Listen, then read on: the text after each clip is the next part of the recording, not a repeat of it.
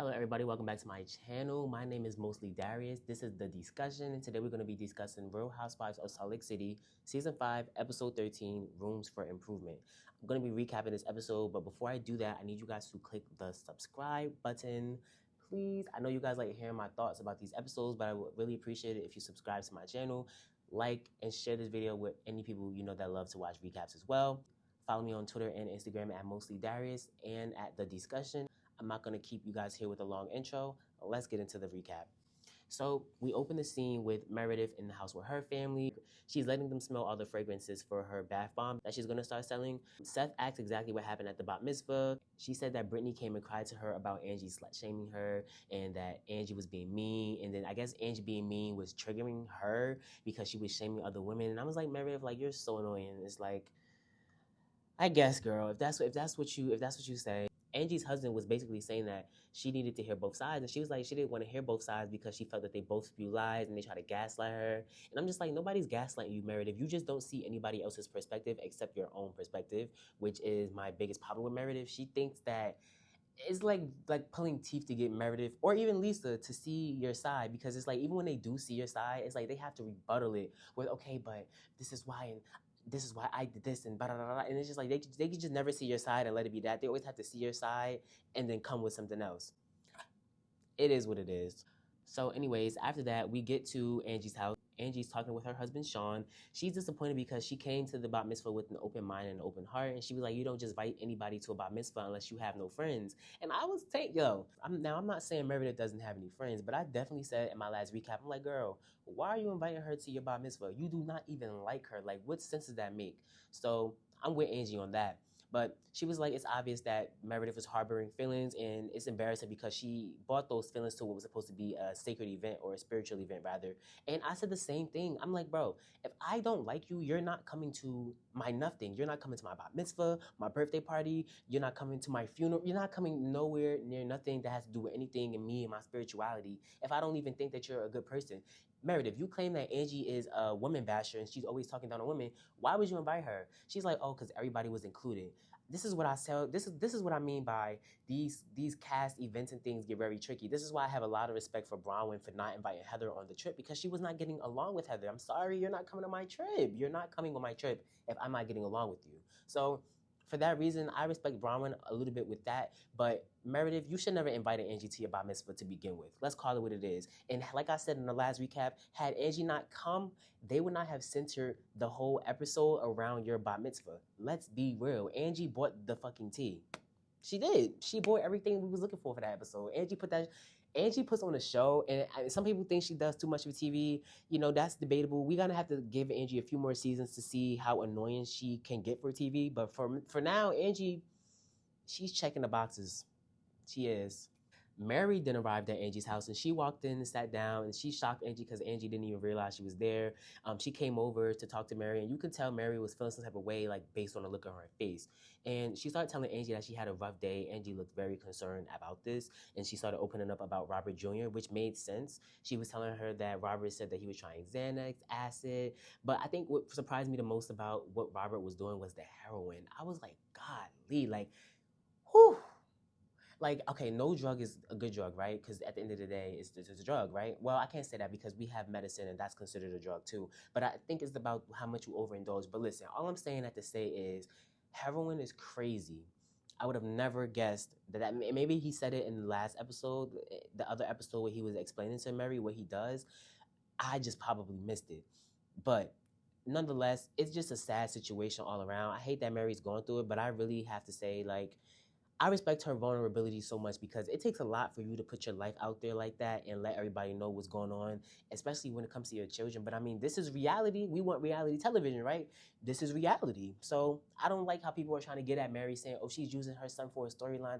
It's so many things that Mary could use for a storyline. I mean, for crying out loud, she came on the show married to her was that stepfather? Her grandfather, well, whoever. She's married to somebody that a lot of people would not normally marry. And for her to come on the show in the first place, just with that alone, I mean, y'all, just stop it. Just stop it. Just stop it. Stop acting like she wasn't the reason that a lot of people tuned into the show season 1. Like, they don't center these shows around Black women and things that they go through to get this stuff popping. I'm just saying. I'm just saying. I'm just saying. Let's call it what it is. Anyways, I just went on a tangent real quick. Mary started saying that her son said that he didn't want to live, but he's living because of her. And he said he felt like a stain. And I'm just like, damn, like, I tweeted when I was watching the episode, I'm like, yo, it's so many people that are only alive because they don't want to hurt their mother and they don't want to, like, thinking about how that would affect your mom while she's still alive, even though you might want to end it all. You might want to end it all. But just thinking about how that may affect her and you're still staying alive, although you may be going through like living hell, a lot of people can relate. A lot of people can relate to that. I'm telling y'all, a lot of people can relate to that.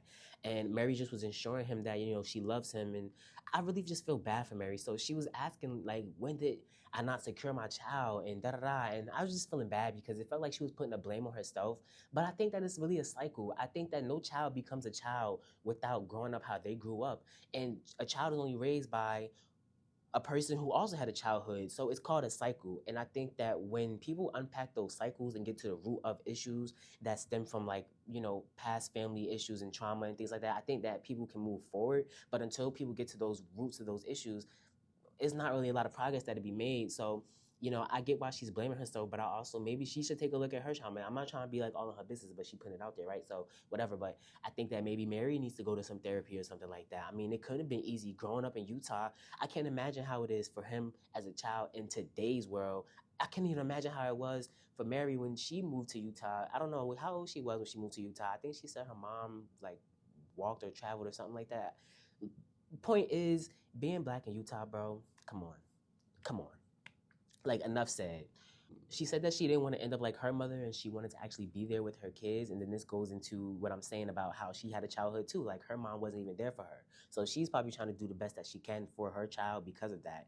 And, you know, that comes with its trials and tribulations. Like, we have to also understand our parents are human beings too. And they went through a lot of things that they are still unpacking, and it's just sad, but it's all about understanding at the end of the day, accountability and progression and solutions, and that's how you know, move forward.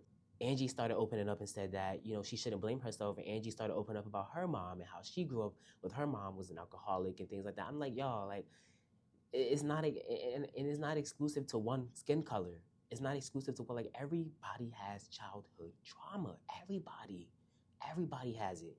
So yeah, Mary said she doesn't even have anybody to call and she feels very lonely, and she accepts that it's her responsibility to look after her child, which I respect, because, you know what I'm saying, like, it is your responsibility. It is. And I think that I relate to her. I mean, a lot of people can relate to her on being lonely and not feeling like you have anybody to call, because at the end of the day, you may have people that care about you, but they have to deal with themselves at the end of the day.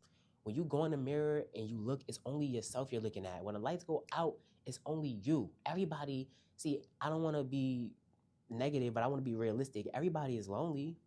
It's just about who embraces that loneliness and the things that you can learn in that loneliness. Some people are very codependent and can't handle being alone. But when it's all said and done, you kind of are alone, because the only person that has you is you. Although you may fall off the deep end, and I'm sorry for going on a tangent, but this topic is just so deep that I have to get this out, because, y'all, it's not easy out here. Mental health is real. It's really real. It's a real thing, and a lot of people don't talk about it. A lot of people are scared to talk about it. A lot of people don't want to unpack a lot of things, but it's very necessary. And I think that Mary letting this out on the show, how she's letting it out, is a form of therapy. I really do think that. I think she doesn't. She doesn't even probably. I really hope that she realizes how many people she's helping with doing this.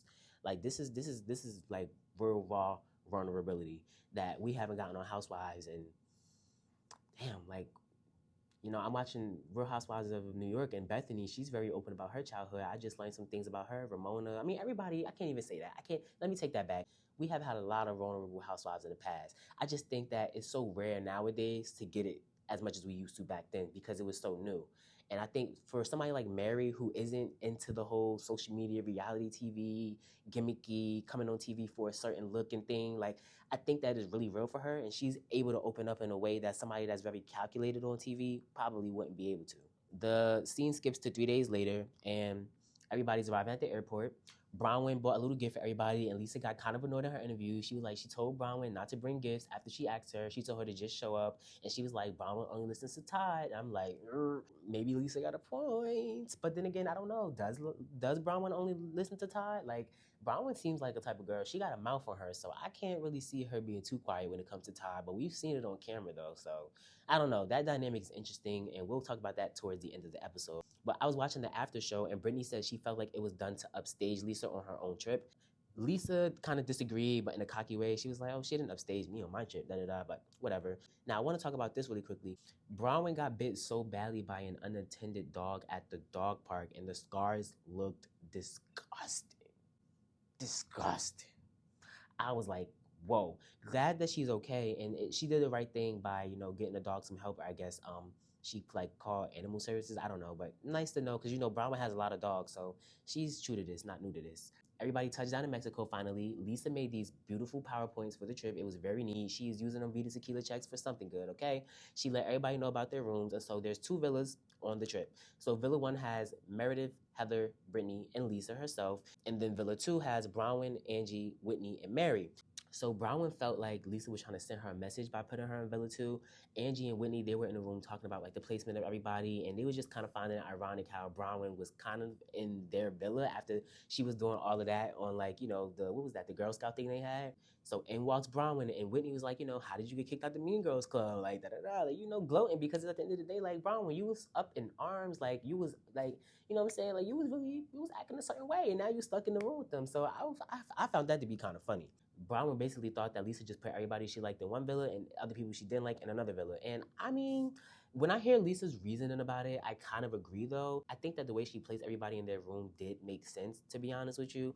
I'm kind of back and forth with it because I do think that Lisa's rooming situation did make sense considering what has happened in the previous episodes, but I do understand how Bronwyn would feel that way because like Bronwyn said, the only person that she really knows very well is Lisa. So I understand why she would feel some type of way. I'm not even gonna lie. So we get to the next scene. Meredith visits Lisa's room and she asks how she felt about everyone. And Lisa started bringing up how she told Bronwyn not to bring gifts. So this is really bothering Lisa, okay? This is really bothering Lisa. She started mocking Bronwyn and she's like, I'm gonna do what I want. Like, it was so funny. I never really hear Lisa mock people or do impersonations, but that was really good. I ain't gonna hold you. She sounded just like Bronwyn. She says she felt like if she doesn't do whatever Bronwyn wants, then it makes her upset. And I kind of feel like the same way for Lisa too. I don't think Lisa is the type of person. I think Lisa sometimes has a problem with her friends having a difference in opinion, which is what Bronwyn says. It's kind of like, I don't know if you guys watch Beverly Hills, kind of like Kyle and Dorit. You guys are mad at each other about the same thing. Like, Bronwyn just told Lisa, like, girl, if I don't ride your, like, you're mad. And Lisa is saying the same thing about Bronwyn, essentially. So they switched the topic, and Lisa started asking Meredith about Angie. Meredith said that Angie was, saying so many things to people, and she couldn't vibe with it. And Lisa said that Angie better be on her best behavior. And I was like, what do you mean she better be on her best behavior? Are you talking about she better be on her best behavior on this trip? Because if I'm gonna tell y'all, if my friend was telling me I need to be on my best behavior in regards to a situation that has to do with somebody else she's supposed to be friends with, I'm gonna feel like you're trying to take sides. Because what do you mean I better be on my best behavior? Did you tell your other friend to be on her best behavior? Don't forget the times you was mad at her when she was doing stuff to you and she wasn't on her best behavior then. Don't do that. Don't get in a room with somebody. This is the thing about Meredith and Lisa that it kind of is frightening because they do each other sometimes like the worst, kind of. And then they come back and they just like kind of gang up on people, like how they ganged up on Whitney at the beginning of the season, which is why Lisa and Angie had a whole falling out to begin with because she didn't like that. Angie was just acknowledging the fact that, y'all could kind of calm that down a little bit one at a time. Heather was involved in that too, but, whatever, we'll get to that. Because Heather has kind of been redeeming herself from the beginning of the season. I was not feeling Heather at the beginning. Sometimes I'm kind of feeling Heather because I see the potential in Heather. Like, Heather does some of the stuff that we loved about her, but I'm not going to go on a tangent. I'm going to get to that. So we get to another scene. Meredith's, I guess, getting ready to go to the dinner, and she asked the butler to take the bag of Angie's gifts to the dinner table they're going to be sitting at. And she said that the gift wasn't thoughtful because she can't use any shampoo with sulfate in it. And I was like, okay, Meredith, I guess, girl. Because I just feel like if anybody else would have gave Meredith that gift, she wouldn't have been so pressed to return the gift. But because it was Angie, she just had to make it a point like, oh, I can't use this. What she said, she got keratin in her hair or some shit like that. Okay, Meredith, you're right. You can't use it. You're right. That's what you want to hear. You're right. You're right. So all the girls start to gather outside before dinner, and Brittany starts off by making an announcement. Y'all know how Brittany like to do. I have an announcement, ding, ding, ding. So she was like saying how she and her daughters are starting to grow a good relationship, and I feel like she kind of wanted some support and validation from her past mistakes as a mom because she did open up to them. So she's kind of like coming back with like, hey guys, I know I told you guys that I wasn't getting along with my daughter then, but now I'm getting along with them now, and nobody cared. Nobody gagged. Nobody gagged. I kind of Brittany is very. I think that she's a really good friend of because of the vulnerability. She may be a little. She may do some stuff that we don't agree with, but she's being herself at the end of the day. Even though she can be a little two-faced, she's just a two-faced person sometimes. And I think that Brittany doesn't mind wearing her heart on her sleeve. She doesn't mind crying on camera if she feel like her feelings are hurt. I don't like how she can kind of play victim sometimes, but that's another story. I like that she opened up and said that because a lot of people won't. A lot of people will get on TV and act like they're the best mothers ever. Everybody's not the best mother ever. You know what I'm saying? It's not even no such thing as a best parent. I'm gonna just put it out there. Parents do the best that they can. That's that.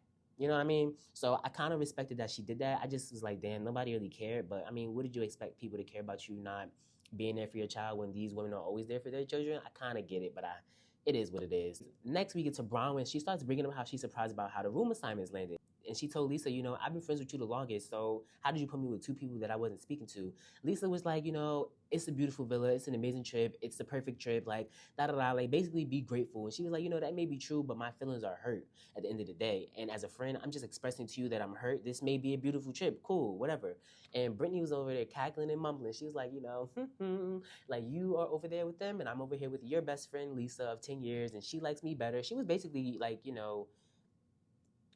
she was kind of basically like teasing Bronwyn in a way because Bronwyn hasn't been the nicest to her. So I mean, hey, it is kind of interesting how things end up. You know what I'm saying? Like Bronwyn, everybody that you was being so mean to, look at you now. Look at you now. Whitney was saying like, I don't even think Bronwyn understands that she's a pawn. I'm just like, damn. Because when you think about it, like Lisa, like I mean, once you're on the bad side with Lisa, she kind of does make it a point to like make a point, like. If Bronwyn had to be used as a pawn real quick to let her know, like, girl, you're not fucking with me. Like, don't play with me. I think Lisa really did. I mean, that's just the type of person. I mean, that's a Sagittarius for you. I'm sorry. They never miss a chance to stand their ground, respectfully. But when it comes around, remember when you did it to somebody else. That's all I can say. Bronwyn was sitting there trying to express her feelings, and Lisa cut her off. And Bronwyn was like, whoa, I feel like you're getting a bass in your voice real quick. And I was like, I'm like, yo, Bronwyn be like low-key G-checking these girls. Like, I feel like you're getting a bass in your voice. Like, I never thought she would say that to Lisa. I mean, of all things she could say to Lisa, I didn't think she would tell her that she felt like she was getting a bass in her voice. Because at the end of the day, no. We really got to talk about it. Lisa, when Lisa's trying to prove a point, she started getting amped up and loud. Like, who are you talking to? Like, honestly, who are you talking to?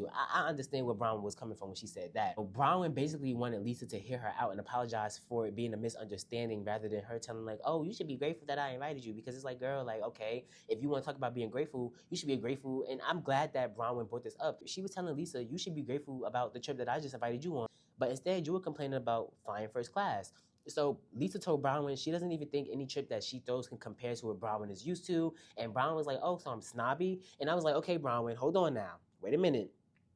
She never used that word. Now, I don't know if they edited it out, but this is a case of Bronwyn twisting words. I never heard Lisa say you were snobby. I just heard her say that compared to what you're used to, the lifestyle you're used to, she couldn't throw a trip that could compare to that, so she felt like you may not have been satisfied regardless. She never called you snobby. She might have said it without saying it, but words mean everything. Technicalities, unfortunately, mean things in the world. That's just the world we live in. So she never said that word. I don't know how Bronwyn got that, but Bronwyn was started bringing up, like I said, she brought up the trip. And Lisa just tried to ensure Bronwyn, like, you know what, you're still with me regardless of the villa you're in. I invited you because I like you, da-da-da-da-da. And Bronwyn was like, okay, I get it, but I just wanted to be comfortable. So Heather jumped in and was like, okay. And this is what I'm talking about, Heather. Like, Heather really has the potential to be the matriarch of the group if she could just stop being biased a little bit. I feel like Heather has some bias that shows so clearly, and she doesn't treat everybody equally, which, okay, everybody has a little bias unconsciously, right? But I think Heather, she really has the potential to be the voice of reason in the group. I mean, she's the one that wrote the book about leaving her Mormonism, and that takes a lot of guts to do alone. So she's the type to go against the grain, and I like that. I respect that. But I just think that sometimes she can get a little caught up in wanting to be what she wanted to be when she was younger, like which was a cool girl. Which is why even on the after show with Meredith, she was gloating a little bit, like, "Oh yeah, we're in the villa with the cool girls and stuff." And I'm like, "Oh my god, this is childish," but I do think, like I said, Heather has the potential to be a matriarch of the group. She has the potential to be that voice of reason. And she was like, you know what? At the end of the day, like, what do we need to clear this out? Like, everybody's in different rooms. What do you need Lisa to say or do for you to feel better? And Brittany was like, oh, I'm not trading rooms, so I don't know. I hope that's not what it is. And she was like, I don't need you to trade a room. Brown was just wanting some acknowledgement for the misunderstanding. And Whitney even suggested that Lisa should apologize. But if you know anything about Lisa or any Sagittarius, they have a hard time with apologizing, because we even see, bro, that's why when Meredith apologized at the end of the episode, I was like, wow. I mean, I couldn't believe it. And we're going to get to that real soon. Like I said, Whitney suggested that she apologize, and Lisa was like, no, like, I'm not saying or doing things how other people want me to do. So Whitney was basically like, okay, so you're never sorry. Has Lisa been sorry? I mean, Lisa's been sorry, but like, Lisa's the type, she's not gonna be sorry if somebody else isn't sorry. Like, I personally, and y'all can correct me if I'm wrong in the comments, I don't think that Lisa is the type to just be handing out apologies. You know what I'm saying? I respect it on one hand. If you don't feel like you did anything wrong, don't apologize. But at the same time, if your friend is clearly hurting from something you did, why not apologize, right? You get what I'm saying? Whatever, to each their own. Bronwyn doubles down on Lisa calling her snobby too. And like I said, I must have missed that. So whatever. After this, we finally get to the damn dinner table. Angie noticed a Brooke Marks bag when she got to the seat, and her face was priceless. I'm talking priceless. Heather even noticed the bag, and she called it out. And Angie was like, yeah, like, why is the Brooke Marks bag here, huh, Meredith? And Meredith was like, I heard you wanted everything back. And she was like, when did I say that? And then they go into this thing about who said that? Who it was. I thought that was so funny, because I think what Angie did here was she was playing Meredith's game. I don't think Angie wanted to play Meredith's game, but Meredith is a very calculated person. And with people like that, you kind of gotta be on your P's and Q's. And she basically was like, girl, when did I ever tell you that I wanted anything back? Like, you're making things up. Brittany was like annoying, because I think Brittany was trying to involve herself. And this is one thing that I don't like about Brittany, is that she be trying to make herself so relevant when nobody's even, what did Nicki Minaj say? Why are you speaking when no one asked you? And so Angie threw the bag at Brittany by accident. I do think Angie's intent was to just like toss the bag over, but ironically, it just ended up how it ended up. I don't think she felt too bad about how it ended up happening. I don't think that was her intention, to throw the stuff at Brittany and just like, what I'm saying, do that to her and abuse her in any type of way. But I do think that she probably didn't regret it though. I was just like, I think Brittany just need to sit some stuff out. Like, she's still stuck on this whole thing about Angie saying that she's effing 15 people at one time. And I'm just like, bro, they keep showing the flashback. She never said 15. She said 3. And it's to the point where it's like, you confirm that you're doing 3 guys, like your dad is doing multiple women. Like, Brittany, you're giving people the ammo to say these things about you, babe. And unfortunately, that's what comes with being vulnerable. But it's like, stand in it. Stand in who you are. At the end of the day, this is what you do. This is what you talk about. You this type of girl. Okay. It just kind of, and I'm glad, this is what I'm talking about. When Heather jumped in and she was like, bro, like, you're being a hypocrite. Like, Heather, this is why I'm saying Heather has the potential to be so real. It's like she called it out. Like, girl, like, even everybody, we all know Heather and Angie, they ain't been on the best of terms this season, but she's calling it like she sees it. And Brittany has been very hypocritical. And so Lisa, Brittany, and Meredith are like teaming up on Angie at this point. I'm like, this is tired. This is, like I told y'all, this is what they did to Whitney at the beginning of the season, except this time Heather wasn't involved and it was Brittany. The thing that pisses me off is Lisa and Meredith are always at the forefront of tag teaming people, but they can never take it when it's them. They want to like storm around and cry. And I was just like, Meredith needs to really calm her voice down, because I don't understand like what that was about. She said that she was confused why Angie even came to her about mitzvah after everything they've been through. And like, the better question is, after everything y'all been through, why did you invite her? That's the constant question I keep coming back to. If y'all watch my recaps, why did you invite her to the bar mitzvah in the first place? You do not like her. I don't understand that. Angie said that she came because she wanted to support her. She thought she was taking the right steps to mend their relationship by coming to the bat mitzvah in support of her. Meredith said that it wasn't all of the right steps because she was slut shaming Brittany while she was there. And I'm like, bro, this is starting to piss me off. Like Sean told her, like, you don't even know all of the stories. And I'm so glad that Bronwyn jumped in. See, Bronwyn, I like you a little bit. I like you and I like you. Bronwyn jumped in and she let everybody know that Brittany started it. Like, thank you, Bronwyn. Like, I still wouldn't trust a girl like Bronwyn because you could just never trust Bronwyn. You know, people like that, you never know what's going to fly out that mouth. Bronwyn can be a little bit unpredictable. But I will say that I appreciated that she let everybody know that Brittany started it. So Lisa kind of started trying to like force Angie to give Brittany an apology. I was just too through at that point. Who are you to force anybody to give anybody an apology when you didn't even want to apologize to Bronwyn just a few moments ago? See what I'm talking about, y'all? I can't deal with Lisa sometimes. I really just can't deal with her.